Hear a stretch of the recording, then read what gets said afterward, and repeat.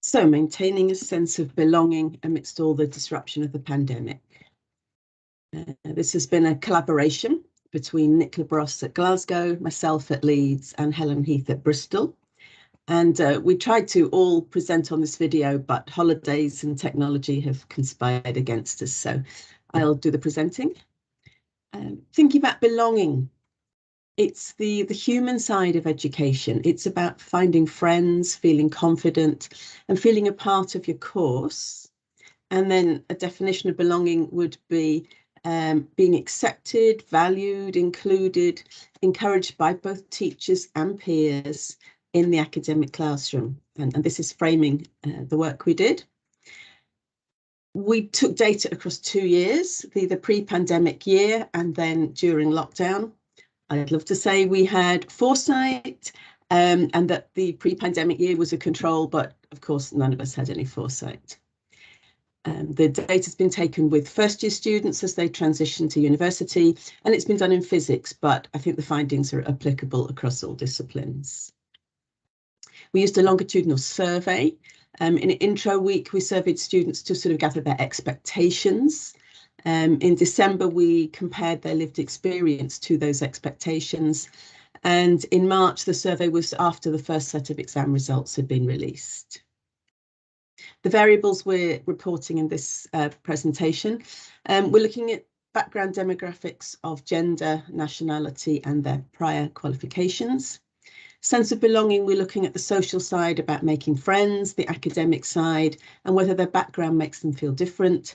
And in terms of engagement, we're looking at whether they're nervous to speak in a remote class.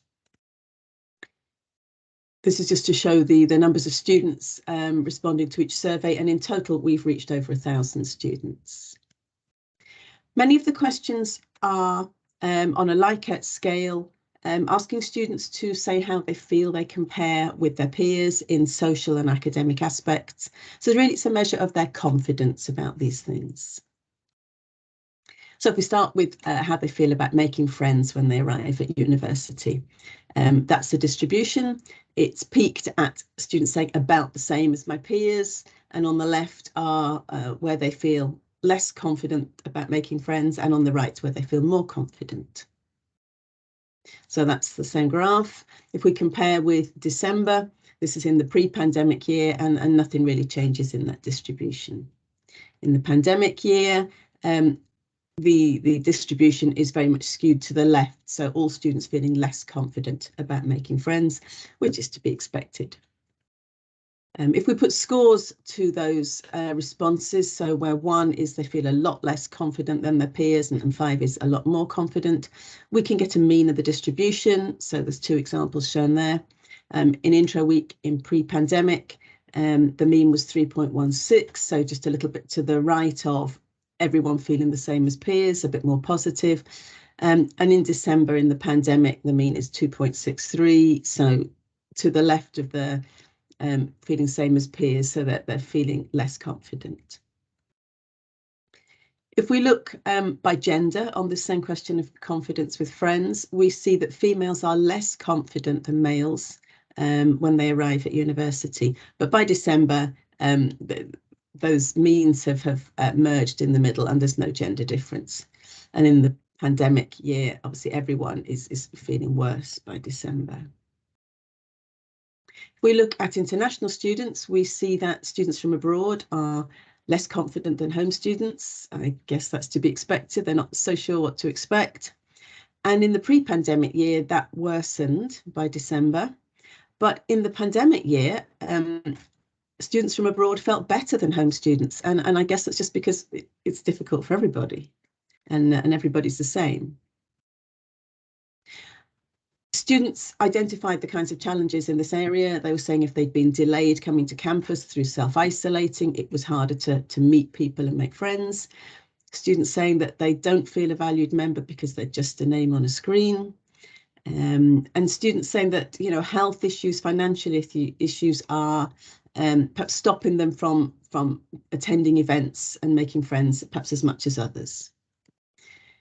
Students suggested their own solutions. They said when they find their course mates on a WhatsApp group, that's really building their sense of belonging, if staff are making a positive effort to get in touch, and if they have a personal tutor or an advisor who they know they can go to for advice. Looking now at academic aspects. So for a physics degree, pretty much all of us ask for qualifications in physics and maths, and we don't really mind what their third or even fourth subjects are. But here in this study, we looked at the effect of whether students had taken further maths. So if we look first at male and female, this is asking them how confident they feel in preparation in their maths. And in both years, females felt less confident than males about their ability in maths as they arrived in intro week. But after the exam in March, again, there was no difference with gender. In further maths, as you perhaps might expect, they felt more confident than peers about their maths ability throughout. But what's interesting is if you look at how confident they are about making friends, students who've studied further maths were more confident about making friends than the rest of the cohort in both years. So we're wondering, does this sort of extra relevant qualification empower students? Therefore, are there implications for how we teach maths? And should we be more explicit about the value of other sort of relevant A-levels? We asked students if they felt disadvantaged by their background and the things they raised the further maths issue. Students who'd come in on a contextual offer didn't perhaps feel as good as everybody else. International students, if English isn't their first language, they're less confident engaging. Financially, if students have a budget, they find it harder to participate in things. And if they're the first in their family to go to university, they can feel a bit out of place. So these are the kinds of issues we need to think about when we're being inclusive and helping everyone to feel they belong. We asked students about whether they felt nervous to speak on the microphone in a remote class. And of the demographics we'd looked at, females were the most nervous, and those who'd studied further maths were the least nervous. Kind of comments students make about remote study. Clearly in a large online class, it's very intimidating to ask questions. Breakout rooms, students often don't unmute or don't put cameras on, and it's hard to engage. But they do like recorded lectures because they can pause it to really understand the material. So to conclude, how do we maintain a sense of belonging during a pandemic and obviously afterwards? So it's about building a culture with the whole cohort to acknowledge and celebrate everyone's diverse talents, prior experiences and qualifications, and to have the mindset that we would not have admitted you to the course if we didn't think you could succeed. And obviously we've got evidence that we need to particularly bolster the confidence of female students. When we're having social events to engage everyone and to be inclusive, it would be a good idea to have many without alcohol. When we're thinking of our teaching methods, using a mixture of remote and face-to-face to do that really effectively to suit all learners. Maybe to have quieter sessions for neurodiverse students. When we're creating small groups, to have a diverse mix of students in those groups so that everyone sort of meets someone like them. And to keep, we really found that students appreciate this keeping the same small group, particularly when something's remote, so that they can overcome those barriers and find it easier to talk to each other. And I'll end with this quote from Nunn. You cannot make yourself belong. It's something that must be given like a gift. And I think that tells us that there's a responsibility from staff and students. It's a collective thing to help everyone feel they belong and can succeed. And I'll end there.